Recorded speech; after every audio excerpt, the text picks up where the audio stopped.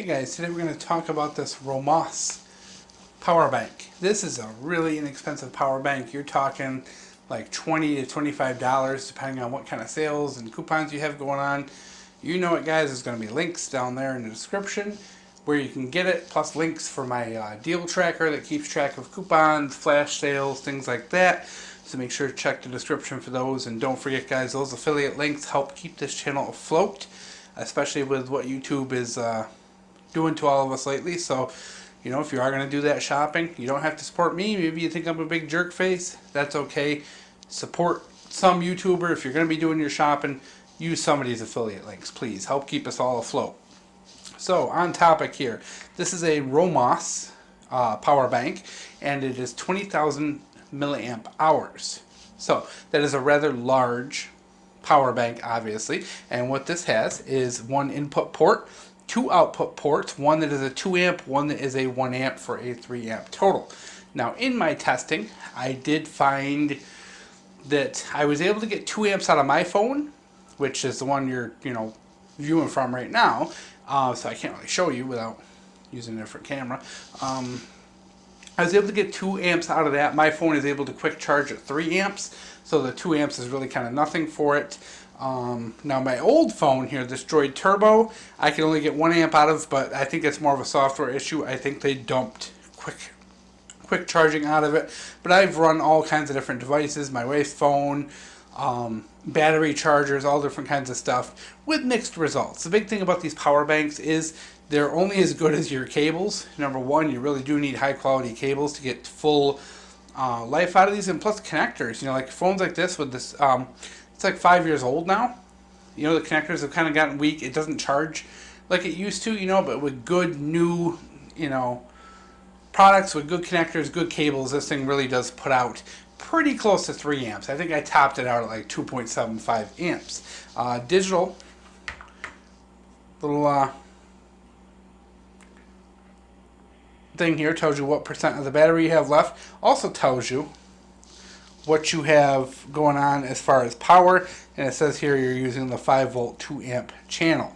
Now it's not putting out 2 amp because this phone can't charge at 2 amp, but just to show you real quick,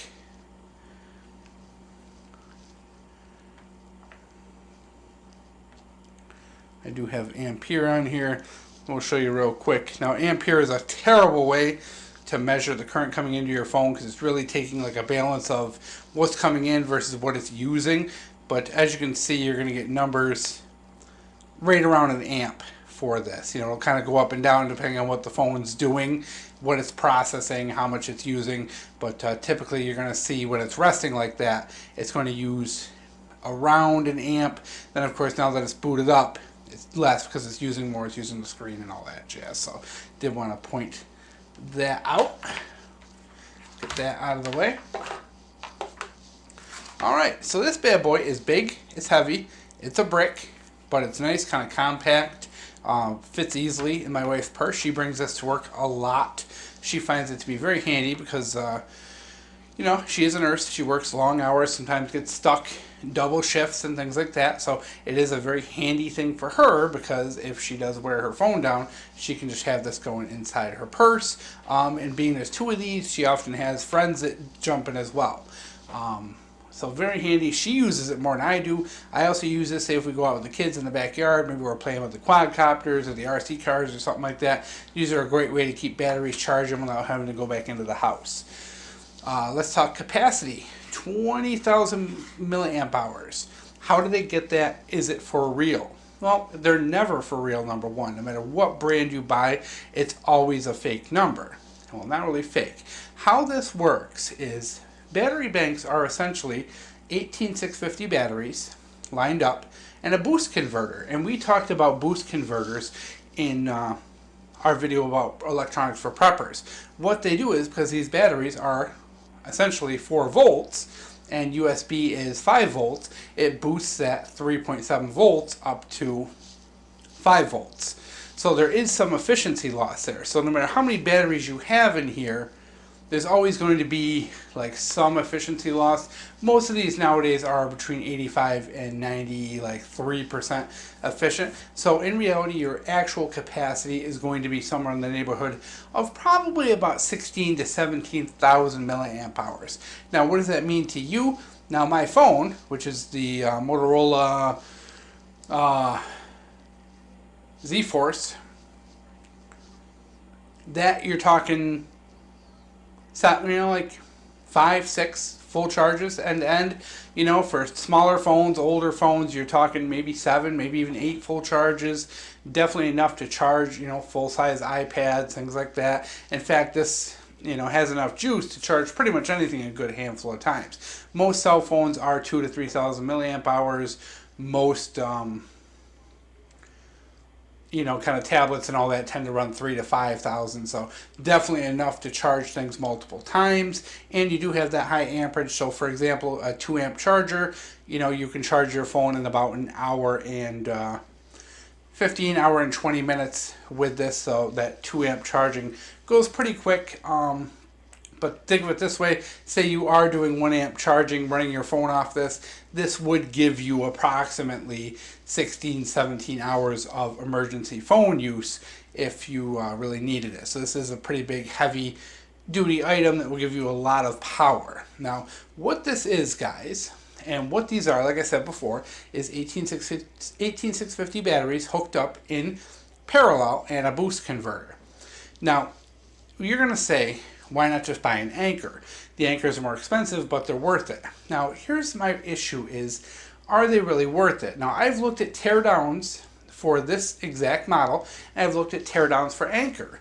And the only real difference I see between them is that Anchor uses nice Panasonic cells, and the Romoss here uses Chinese cells.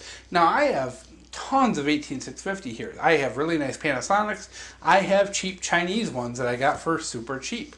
In reality, when it comes to low amp use, which is that 1 to 2 amps, the Chinese ones are just fine.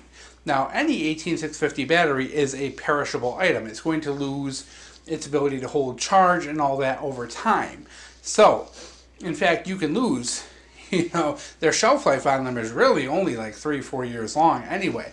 So, what you have to consider when you buy these, do you want to pay twice the price for a better quality battery that's not going to give you any benefit? At 2 amps, the performance between the two kinds of batteries, and if you look, and if you don't believe me, guys, go look online, look up performance tests for some of these Chinese cells, and look up performance tests for Panasonics. And you'll see at 2 amps, they actually put out a very similar output. It's really not a drastic difference and not worth $30 in my opinion. Do I like the Anchor stuff? Yes, it's really cool, but is it necessary? No. These Chinese cells do very good. You're actually using them in a very kind of underpowered way. Those cells are meant to be used, 5, 6, 7. Some of them are rated for 10 amps. When you're using this for 1 or 2 amps, you're really not using the cells to their fullest potential, and the Panasonics are really unnecessary. Are they super high quality? Yes. Will you get more lifespan out of them? Yes. Will they degrade less over time? Yes. Is it twice the performance of a Chinese cell? No. I think you're gaining 25% for double the price. So when you look at value and all that, I really think these bargain power banks really are a good bargain, because like I said, you're losing like 25% longevity long term, but you're paying half the cost. And when you get that kind of return on your value, it's a good thing, because essentially you could buy 2 of these for the price of an Anchor, and the difference between how long the batteries are going to last, you're talking 6-8 months difference. These are perishable items. These are things that are not going to last forever. So in the end, I kind of feel like it's completely okay to buy these low budget ones. They work great. They pretty much do the same exact thing. If you look, lots of them use the same boost converter. You pop them open, and people torn them apart, and you can see they pretty much all use the same electronics. The electronics, the easy part. There's tons of cheap boost converters out there. That's no big deal. So, guys, great little product. Really like it. My wife loves it. Simple, easy, and I do think you do get a good value compared to the better brand names like Anchor, Rav Power, and all of them.